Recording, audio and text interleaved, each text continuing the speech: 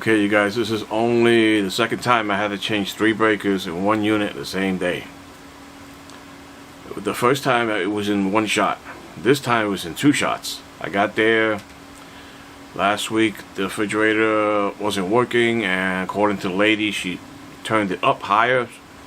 Okay, a few days later we were working and found that the breaker was tripped by taking the face off and checking each breaker. And even though it was in the on position, it was tripped. So I decided to reset it. Everything went on. A few days later, I'm on call. I get the call, and I get over there and I reset the breaker and it goes back on. I said, you know, I did this already once, let's just change the breaker out. So I did all that. 3 hours later I get another call. I'm thinking they got something on there, they're shorting it out or whatever's going on. A lamp, surge protector, something, or a outlet that's not tight, one of the neutrals, and it's arcing a little bit or something like that. So, and then when I get the call, they tell me, no, it's not downstairs, it's not the one you worked on this morning, it's upstairs. I said, oh boy. Okay, take the face off again, start checking breakers. Find 2 more that are not working and check it several times to make sure I'm correct. Reset them several times. Okay, go get 2 more breakers, you'll see me install them. One of them is arc fault, it's double wide. You see it has a neutral hot on that arc fault. The other one only has a hot because the neutral already goes to neutral bar. So I eliminated that one and I put 2 single breakers in that spot. One of them is dead, it's not connected to anything even though you put it on and off. The second one is picking up that line going to the kitchen. You'll probably see the light go on in the last third of the video. And then the neutral and the wire I cut from coming from the arc fault, I connect those 2 together so it goes directly with a wire that goes directly to the neutral bar, and then 2 singles with 2 hots in them, and that worked out just fine. The whole panel only has 1 arc fault breaker in it, so it's not a big deal. It's weird. Just wanted to share the video with you guys. If you guys got any questions to ask, if you're not qualified to do this, please don't touch it. Okay, I don't want to see nobody get hurt.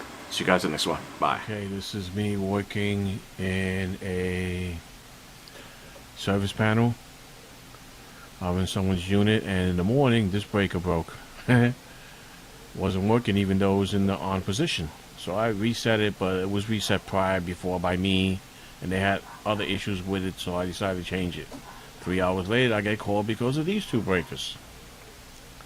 That was fun. I find out these 2 got no current coming out of them. I check both legs like you saw me do just now again. Make sure that it's not one of the legs or a breaker outside or something like that. Both legs are fine. No issues. I go on the cut this one. This is an arc fault. That's why it has a hot and a neutral here, and it has the 3rd wire that goes here. I'm going to eliminate, cut it here somewhere, and then connect that to the neutral and bypass that and put singles like this. Take that double out. That's a square drive screwdriver. They're very good for all the new devices here in the US of A that I know about, whether it be outlets, light switches, things like that. A lot of screws come that way. They use that square head, so nice point to point out. Okay, you'll see me do all this work little by little. I basically test each side here where the hots are at to make sure everything was working. That's how I found these 2 not working 3 hours later, and everything was lovely until now, but I guess I was fooling around. Also on the large arc fault breaker, this one here, where it connects to the bus bar, it was black, so it was arcing, and I did hear a little sizzling before when I was working, and that's what that sizzle is, what I heard.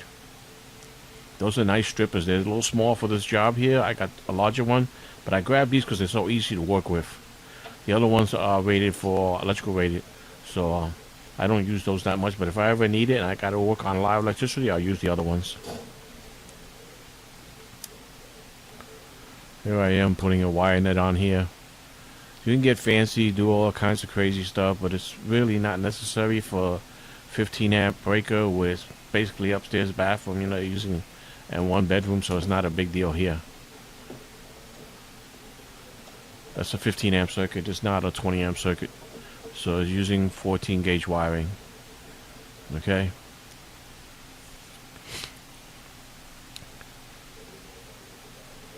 This is the second one I'm taking out. And in a minute you'll see me put them in. Most of my screwdrivers are electrical rated. I'll show you that square head there. I have a video on my Klein 8-inch two-tolt, forget the name of it. I should put a link below for that video so you can see what electrical tools that I actually do use on a daily basis. Okay. Those two are the same. The one next to the screwdriver is different. See how where the numbers are on either here or they're here. Okay. So one is being used as a spacer and the other two are being just, the two hots are being connected. Okay. That's why you saw me tie in the neutral to the other part of the arc fault when I cut the wire. Saves me time and money, and it's a quicker way of doing this. So it did have two arc faults in there. I took one out, so now it only has one arc fault in there. This box, or this service panel or sub panel, is actually live right now. So you got to be careful where you start sticking your fingers and stuff like that.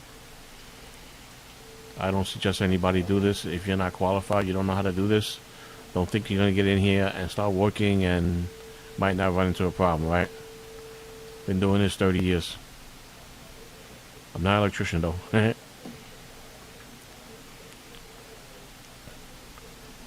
This whole thing about electricity, I see people who do some brazen stuff and they don't understand how to use tools, and it's not a good deal. I mean, yeah. Just even watching a video too is not enough sometimes. I think that's my electrical meter telling me it's going to turn off.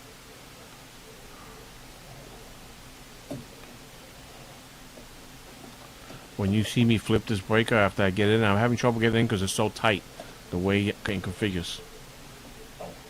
So it's still not in yet.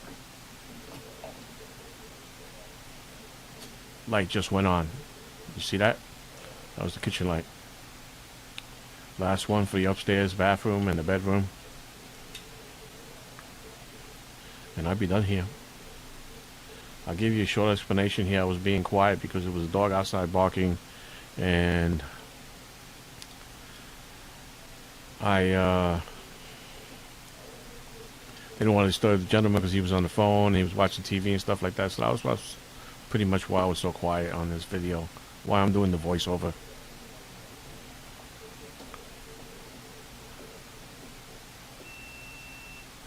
I think that was the meter just shut off. Everything, okay. Okay, vamos arriba, chequear arriba, okay?